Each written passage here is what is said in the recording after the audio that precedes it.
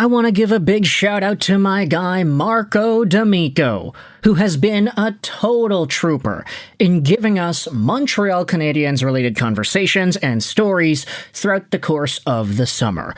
It's been a dead summer, a lowly summer, a summer of inactivity and complacency amongst these NHL teams. And Marco is one of the guys who has gone out there consistently on podcasts and shows talking about the Habs and giving us stuff to talk about. Admittedly, this video topic isn't necessarily a big deal, but it's an interesting enough conversation to have, so let's dive into it all here. Earlier yesterday, Marco D'Amico posted this on Twitter. He's on a flight to San Francisco, which naturally means anxiety is through the roof. So, as will now be customary since you guys were clutch, my last big flight, we'll be doing a live AMA. Any questions on the Montreal Canadiens, NHL in general, let me know. And I love how D'Amico straight up says, in the first reply, I'll preface that I don't have any more info on Carey Price or the 2C market that I didn't already report the last few days.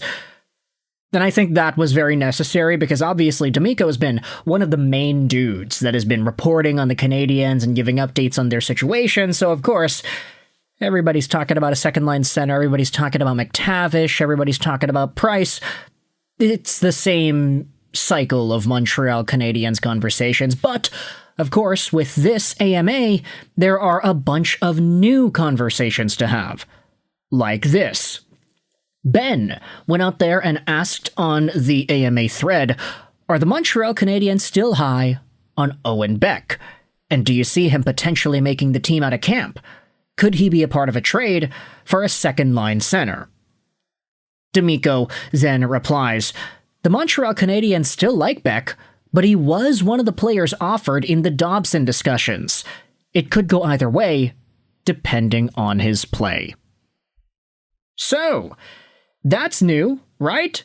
New tidbits of what the Noah Dobson trade could have looked like from the Montreal Canadiens' perspective. It seems like Owen Beck was indeed offered to the New York Islanders, only for those trade discussions to not really fizzle into anything meaningful. Did the New York Islanders reject a trade for Owen Beck? Beck is 21 years old, 6 feet 198, a right-handed center drafted by the Canadiens in the 33rd overall spot in 2022, the very first pick of the second round in that draft year.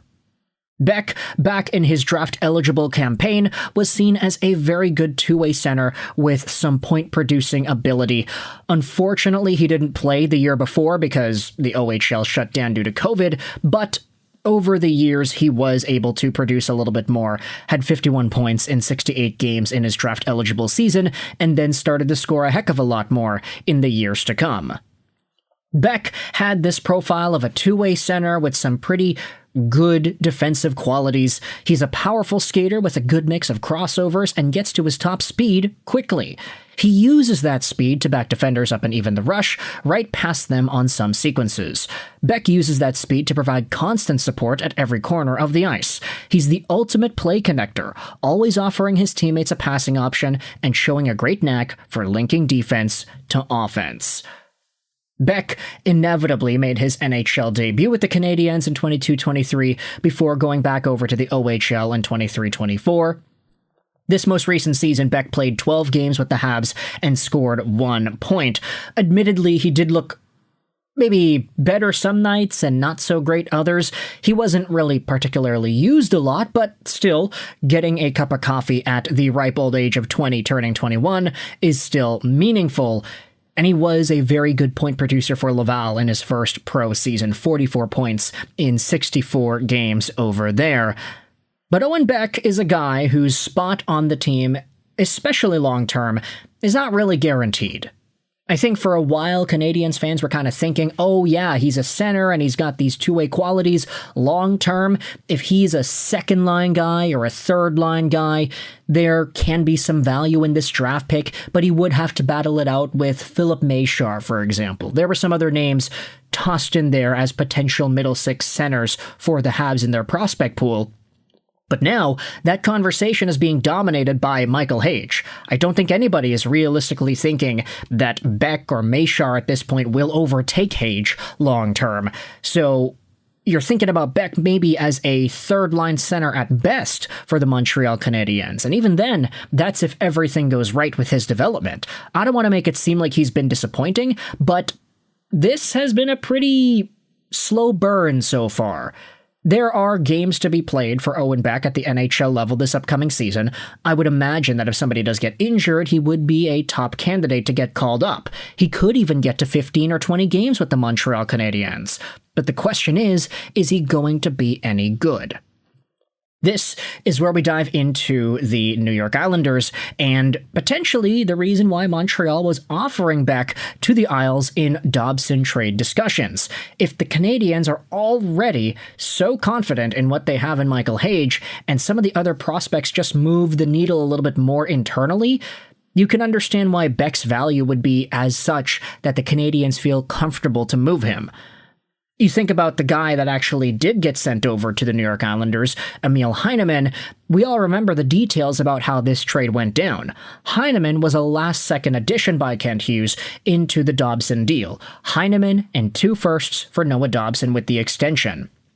Montreal almost missed out on Noah Dobson because the New York Islanders had a trade in place with the Columbus Blue Jackets to send Dobson over there, until Emil Heineman was included. And it makes sense in my mind as well. Heineman did play NHL games the most previous season, and he had 10 goals and 8 assists in 62 games total. He was very good. Up until he got hit by a car, he was a very effective scorer with some pretty good shot mechanics as well, and I think a lot of Canadiens fans saw potential in this guy going forward. As for Owen Beck, he doesn't necessarily have that same offensive flair. He's a lot more of a defensively responsible two-way guy who has some good playmaking, but that type of mold doesn't immediately stand out when you look at him making his NHL debut and playing his first few games. Emil Heineman, he's a winger, and he's a flashy goal scorer with a good shot and some good energy. So I think it's understandable to see why he got the call-up and he got the spot in the Montreal Canadiens middle six, plus the fact that he's older than Owen Beck by a few years there. So Heineman does provide some value. He's already been given that NHL shot and he's been good. Owen Beck, because he is younger, you could make the argument that he has the potential to do what Heineman did a little bit later.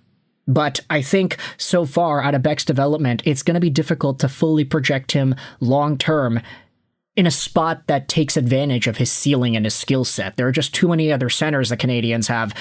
Plus, you think about it like, oh yeah, the Canadiens are thinking about trading for another center. They're going to have Suzuki, the next center, and then they're going to have Hage, and then they still have Mashar and Beck and Evans and all that, so it's going to be quite crowded there.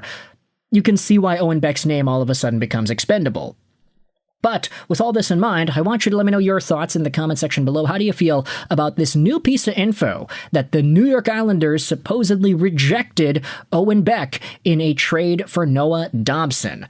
Do you agree with this decision? Do you think Emil Heineman was the better get for this Islanders team? Let me know your thoughts in the comment section below. I hope you enjoyed this video. Roll 99 and bye.